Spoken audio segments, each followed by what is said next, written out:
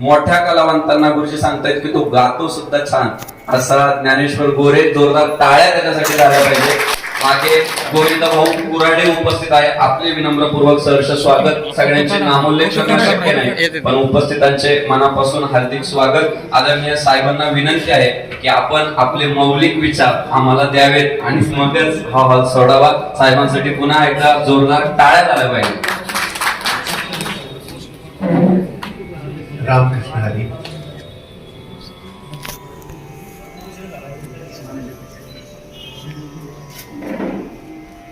संतन को सिकरी से क्या काम, ऐसा गोस्वामी तुलसीदास ने कहा था. वैसे ही गोस्वामी तुलसीदास ने जब अकबर ने उन्हें अपने दरबार के नवरत्न बनाने के लिए बुलाया तो उन्होंने कहा कि तुलसी बेहो राम संग पट्टो लिखो दरबार, अब क्या तुलसी हुईंगे नर के मनसबदार. क्या बात.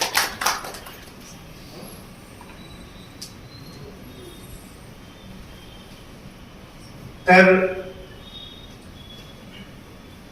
मला जेव्हा भक्तांचं वातावरण दिसतो तेव्हा खरोखर ते आध्यात्मिक वातावरण मला कळते की निर्भीकता काय असते. महर्षी दंडायन ज्याला हिंदीमध्ये सांगतात डिओजेनस, ज्यांना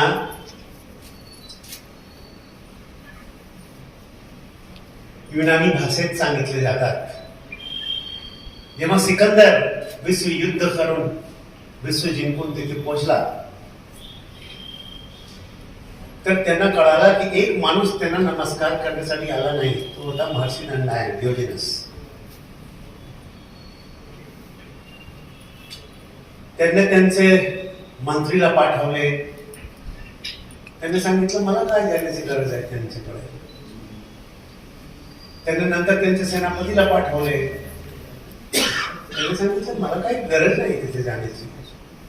त्यानंतर स्वतः राजा दल बल घेऊन तिथे पोहोचले. तर ते काही त्यांना भीती नव्हती. तो आरामाने धूप सेकत होता,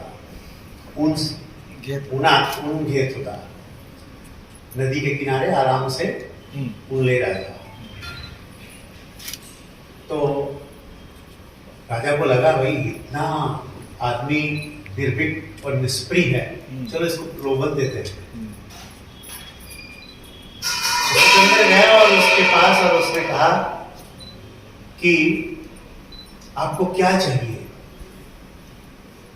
महर्षि डिओजेनस, आपको क्या चाहिए. उन्होंने कहा भाई ईश्वर जो देने वाला है वो दे रहा है, वो जो मेरे हिस्से की धूप दे रहा है उसके सामने से हट जाओ. असच एक दूसरा वाक्य है कि बादशाह सलामत अकबर के पास बाबा फरदुद्दीन काकी जे चिश्ती संत होते ते पोचले. त्यांच्या गावाच्या लोकांना सांगितलं आमच्या गावासाठी काही मागून या, हे ते तुमचे एवढे मोठे मान देतात, एवढा मोठा तुम्ही मागून या. ते मागायला गेले तिथे थांबले. काही वेळासाठी तिथे उभे राहिले. पण अकबरच्या दर दिवशीचा असा रुटीन होता, सकाळी सर्व धर्मांची चर्चा करायची वेगवेगळ्या लोकांची फतेपूर सिक्रीमध्ये. आणि सर्व धर्मगुरूंची चर्चा केल्यानंतर जेव्हा नमाजच्या वेळ आला तर तेव्हा नमाज अदा करायच्या. नंतर सूरज जेव्हा वर यायला सुरू होत होता, जेव्हा सूरज उगता था तो उसकी तरफ देख करके फिर वो सूरज की प्रार्थना करता था. ये सब करने के बाद जैसे ही वो दुआ मांगा, मुसलमान लोग दुआ मांगते हैं पहले आखिर में ईश्वर से कि ये कर दो वो कर दो इसके लिए. तो बाबा फरदुद्दीन काकी जो 2 घंटे से 2 तास पासून तिथे उभे होते ताट आणि निघून चालले, निकल गए. उन्होंने जल्दी जल्दी अपनी दुआएं खत्म की, मांगनी, और फिर अपने लोगों को भेजा, नहीं बाबा चले गए, इतनी देर खड़े थे, उनको कुछ जरूरत होगी, जल्दी बुलाओ। उनको दूर तक दौड़कर गए, उनकी फौज के लोग उनको लेकर आए। बाबा से बोला, बाबा गुस्ताखी माफ हो, मैं पूजा में था, मैं नमाज में था, मैं चर्चा में था, इसलिए आपसे बात नहीं कर पाया। आप इतनी लंबी चल के आए, आपको तो कुछ जरूरत होगी, आप बताना कि आपको क्या चाहिए, हम सब कुछ करेंगे। मुझे तुम क्या करो, मैं आया तो जरूर मांगने था, लेकिन अब क्या मांगू? मैं गांव वालों के लिए मांगने आया था, लेकिन अब क्या मांगू? जो राजा खुद मांगता है, जो मांग रहा है, उससे क्या मांगू?